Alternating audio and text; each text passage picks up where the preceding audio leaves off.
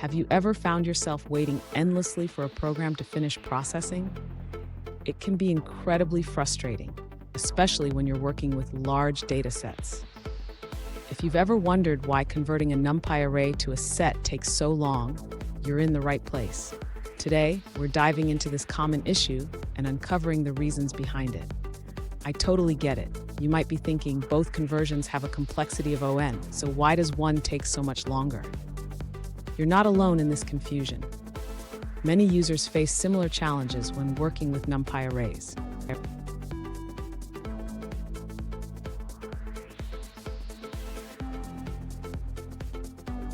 Let's take a closer look at the specific question at hand. One user recently asked, why does converting a NumPy array to a set take much longer than converting it to a list? They provided examples of both methods, and it sparked a lot of curiosity. Sound familiar? Let's explore this together. To understand the issue, we need to consider how sets and lists are structured in Python.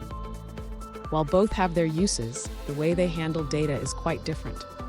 Sets are designed for unique elements and involve hashing, which can slow down the conversion process, especially with large arrays. And stick around. At the end of this video, I'll share a quick tip on how to optimize your data conversions for better performance.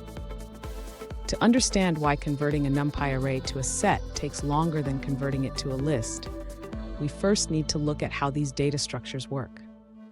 A set is an unordered collection of unique elements, which means it has to check for duplicates during the conversion process.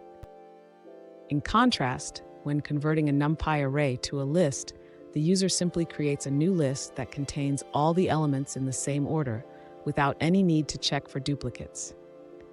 This makes the list conversion faster. Additionally, the user should consider the size of the NumPy array.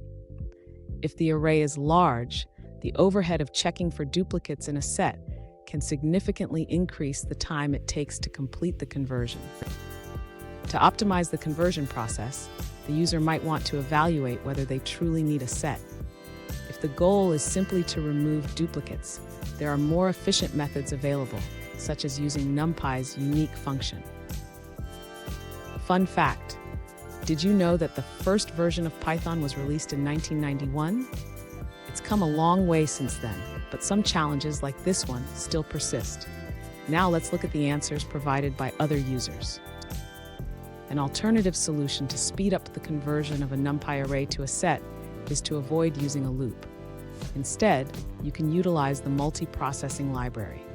By creating a thread pool, you can apply the set function to each item in the array simultaneously, which significantly reduces the processing time. Here's the tip I promised. Always consider the data structure you need for your task. If you don't require uniqueness, stick with lists for faster performance. And there you have it. Understanding the differences between sets and lists can save you valuable time in your coding projects.